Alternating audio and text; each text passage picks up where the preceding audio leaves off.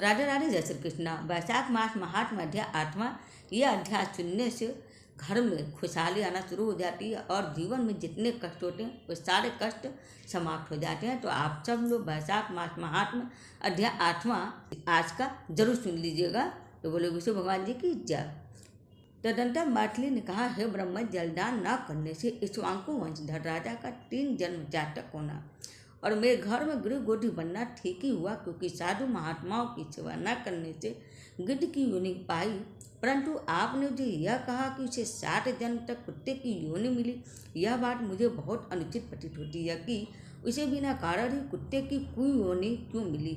हे विप्रवर, मैं आपका प्यारा शिष्य हूँ, आप मेरे इस संशय को दूर कर दीजिए। राजा के प्रश्नों को सुन महायशस्वी सूर्यदेव धन्य धन्य कर कहने लगे, हे राजन, हे पाप रहित, जो तुमने पूछा मैं उसका समाधान कहता हूँ। यही बात कैलाश के शिखर पर शिव जी ने पार्वती से कही थी। सब लोगों की रचना कर उनकी आमिषिकम और ऐहिक 2 प्रकार की स्थिति बनाई, जल सेवा, अन्न सेवा और औषधि सेवा। ये भागे ये तीनों ऐहिक इस लोक की स्थिति के हेतु हैं। साधु सेवा और विष्णु सेवा और धर्म सेवा ये तीनों परलोक की स्थिति के हेतु के हैं। ऐहिक हेतु का करना तत्काल धन संपत्ति देता है, अप्रिय बातें कहना भी दुख का हेतु होता है। यहाँ एक पुराना इतिहास का वर्णन करते हैं जो ऐसा पाप नाशक और अद्भुत है जिसके सुनने से रोमांच हो जाते हैं। यदि दीक्षा में उपगत दक्ष प्रजापति एक समय महादेव जी को बुलाने कैलाश पर गए। उन्हें देख उन्हीं की भलाई सोच महादेव जी ने उठकर आदर नहीं किया। शिव जी ने सोचा, मैं संपूर्ण देवताओं का गुरु और स्वामी सेवक के आगे नहीं उठता और पति स्त्री के लिए नहीं उठता, गुरु शिष्य के लिए नहीं उठते हैं। तो जो स्वामी स्वयं इत्यादि के लिए उठते हैं उनकी आयु, धन और यश तत्काल नष्ट हो जाता, इसलिए मुझे उठना उचित नहीं है। यह मेरा प्यारा ससुर है।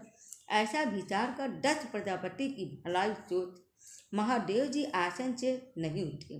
तब महादेव जी के द्वारा उठकर आदर न किए जाने के कारण दक्ष प्रजापति को बड़ा क्रोध आया और अनेक प्रकार से महादेव जी के आगे ही निंदा करने लगा कि ऐसा अहंकारी, जिसका धन केवल एक बूढ़ा बैल है, कपाल की हड्डी धारण करता है और शमशान में घर है, सर्पों के आभूषण धारण कर रखे हैं और संग में रात दिन भूत प्रेत पिशाच ऐसे ऐसे दुर्जन रहते हैं।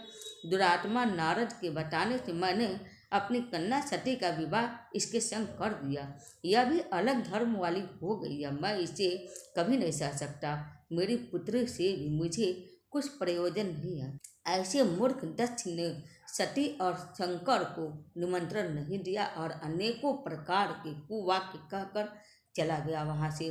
तदनंतर यज्ञ स्थान में जाकर ऋतिक और मुनियों को संग ले विधि पूर्वक यज्ञ करने लगा और शंकर जी की निंदा करता रहा। ब्रह्मा और विष्णु को छोड़ सिद्ध, चारण, गंधर्व, यक्ष, राक्षस और किन्नर आदि सब देवता यज्ञ में आए। तब सती की इच्छा अपनी कुटुंबियों से मिलने तथा उत्सव देखने की। स्त्रियां स्वभाव की चंचल होती हैं। महादेव जी के मना करने पर भी जाने की मन में ठान ली। महादेव जी बोले, हे वरवरनी, सभा में बैठकर वह मेरी सदा निंदा ही करते हैं, जो तुमसे सही नहीं जाएगी और तुम निश्चित ही शरीर को त्याग दोगी। ये तो तुम अपने पिता के घर मत जाओ, वहाँ जाने से तुम्हारा कल्याण नहीं है। इस प्रकार से समझाने पर भी सती नहीं रुकी, अकेली घर से निकलकर पैदल चल दी। तब नंदी ने चुपचाप सती को अपने पीठ पर बैठा लिया और महादेव जी के करोड़ों भूतादिगण पीछे चल दिए।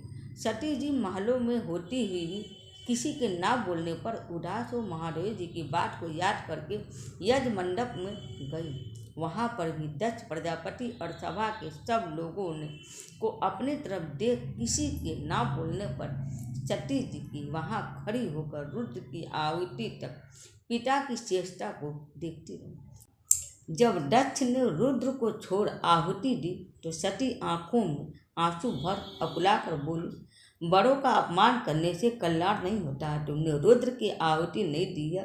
ये जितने ऋषि मुनि महात्मा इकट्ठे हैं, इन्होंने भी तुम्हारी दुष्ट बुद्धि दूर नहीं की। विधाता इनके भी मुमुख जाट होता है। सती की ऐसी बातें कहने पर पूषा देवता मुख फाड़ कर हंसने लगे। शुक्राचार्य दाढ़ी और मूछ फड़फड़ाने लगे। बहुत से भुजा, पाँव और कक्षाओं को भी फड़फड़ाने लगे और दक्ष निंदा करने लगा। उनकी बातों और पति निंदा सुनने का प्रायश्चित करने के लिए क्रोध से लाल हो शरीर त्यागने का विचार कर सबके देखते देखते सती होम की अग्नि में गिर पड़ी और सती के गिरते ही बड़ा हाहाकार मच गया। महादेव जी के घर भागकर शिव जी के पास पहुँचे और सब कथा कह सुनाई। शिव जी ने यह सुनते ही उठकर कालांतक के समान क्रोध से एक जटा उखाड़ पृथ्वी पर दे मारी, जिससे बड़ा बलवान महाकाय वीरभद्र उत्पन्न हुआ। उसके सहस्त्र भुजा और रूप यमराज के समान थे। वह महादेव जी के सम्मुख हाथ जोड़कर कहने लगा, क्या आज्ञा है? यह सुन रुद्र भगवान क्रोध करके अपने सन्मुख खड़े हुए वीरभद्र से बोले कि तुम बड़े बड़े बलवान और भूतगरों को अपने साथ ले जाकर मेरे निंदक दक्ष का नाश कर दो, जिसके कारण मेरी प्रिया सती को शरीर त्यागना पड़ा। महादेव जी की आज्ञा पाकर वे सभी यशशाला में पहुँचे और देवता, असुर, मनुष्य आदि सब चुभटों को मार गिराए, पूषा के दांत उखाड़ डाले तथा दुरात्मा भृंगु की दाढ़ी मूछ उखाड़ डाली। जिसने जो जो अंग फड़काया था उसका वही अंग वीरभद्र ने उखाड़ फेंका और दक्ष के सिर की रक्षा भृंगी के मंत्र बल के कारण बड़े उद्योग करने पर भी सिर न कटा। तब रुद्र ने स्वयं आकर उस दुरात्मा का सिर काट अलग कर दिया और यज्ञ में जो आए थे उनका संहार कर गरुड़ सहित कैलाश को चले गए। मरने से जो बचे थे वो ब्रह्मा जी की शरण में गए। उनको संग ले ब्रह्मा जी कैलाश पर पहुँचे। महादेव जी का क्रोध शांत कर समझा बुझाकर उन्हें ले यज्ञशाला में गए और जो यज्ञ में मारे गए थे उन सबको जीवन दान कराया। सदाशिव ने दक्ष के धड़ पर बकरे का सिर रख दिया। ऐसी से उनकी प्रशंसा के लिए बम बम बम किया जाता। बकरे की दाढ़ी भृंगु जी के मुख पर लगा दी गई और पूषा के जहाँ तहाँ अंग लगाकर सबके सिर जोड़ और सबका कल्याण कर दिया। दक्ष का यज्ञ पूरा कराकर देवता अपने अपने स्थानों को गए और शिव जी नैष्ठिक ब्रह्मचर्य व्रत धारण कर गंगा तट पर पुनांग वृक्ष के नीचे तप करने लगे। दक्ष पुत्री सती ने हिमाचल के घर उसकी स्त्री मेनका के गर्भ से जन्म लिया और वहीं पर उनका पालन पोषण होने लगा। इतने में तारकासुर नामक एक राक्षस उत्पन्न हुआ और परमेष्ठी ब्रह्मा से वर पाया कि सिवाय रुद्र के महाबली पुत्र के तू किसी से भी नहीं मरेगा। यह बात सुन उसने सोचा कि शिव जी के कोई स्त्री तो है नहीं, पुत्र कहाँ से होगा। वह सब लोगों और देवताओं को सताने लगा। तब देवताओं ने दुख पाकर ब्रह्मा जी की शरण ली और ब्रह्मा ने देवताओं को समझाया कि रुद्र भगवान की पत्नी सती ने पहले अपने पिता के यज्ञ में शरीर त्याग अब हिमाचल के घर में जन्म लिया, जिनका नाम पार्वती है। और रुद्र भगवान हिमाचल के शिखर पर घोर तपस्या कर रहा है। किसी तरह से पार्वती का पारिग्रहण रुद्र भगवान से कराना चाहिए। और ब्रह्मा के यह वचन को सुनकर सब देवता इंद्र को लेकर अमरावतीपुरी में गए और बृहस्पति जी के सलाह कर अपने कार्य सिद्ध के लिए इंद्र ने नारद और कामदेव को बुलाया। उन दोनों को बुलाकर नारद जी को हिमाचल के पास कहला भेजा कि वह अपनी पुत्री को पहले दक्ष की कन्या उसको शिव जी की पत्नी बनाने की नियुक्ति करें। नारद जी से ऐसा कहा गया था, वे वैसा ही करने चले गए। फिर कामदेव से कहा कि सब देवताओं और महादेव जी के हित के लिए बसंत ऋतु को संग लेकर रुद्र भगवान के तपोवन में चारों ओर मनोहर बसंत ऋतु का विस्तार करो। वहाँ पार्वती जी महादेव जी के पास पहुँच जा।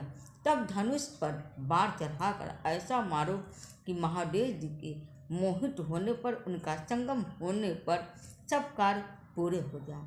कामदेव ने जो आज्ञा कहकर बसंत ऋतु अपनी स्त्री रति और अनुचरों को संग ले उस ओर शीघ्र जा अपनी शक्ति से असमय में बसंत ऋतु उत्पन्न कर दी, जिससे चारों ओर वन में शीतल मंद सुगंधित वायु चलने लगी। दैवात उसी समय महादेव जी भी पार्वती की सेवा से प्रसन्न हो उन्हें गोद में बैठाकर कुछ कहने लगे। तब कामदेव ने प्राण प्रिया के संगम का उचित समय जान महादेव जी के पीछे वृक्ष की ओट से एक बार छोड़ दिया, जिससे महादेव जी के मन में चंचल होने से चित्त में व्याकुलता हो इधर उधर देखा तो कामदेव जी दिखाई पड़े। क्रोध से अपने मस्तक से तीसरे नेत्र को खोल पार्वती को दूर करके ऐसी तीव्र अग्नि प्रकट की कि संसार भयभीत हो गया।